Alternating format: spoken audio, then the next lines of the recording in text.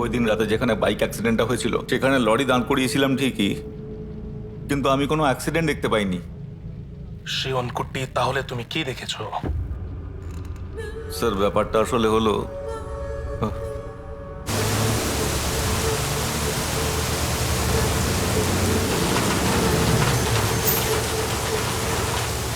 আরে ভাই অ্যাক্সিডেন্ট হয়েছে নাকি? হ্যালো, হসপিটাল নিয়ে যেতে হবে নাকি? তোমাকে সাহায্য করবো? হ্যালো, কিচ্ছু চাই না, এই তুমি চলে যাও, যাও এখান থেকে।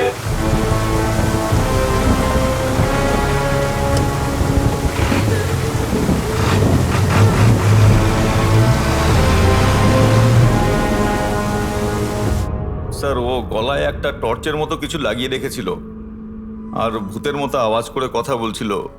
সত্যি কথা বলতে আমি স্যার খুব ভয় পেয়ে গেছিলাম। তুমি ওর মুখ দেখতে পেয়েছিলে? না স্যার।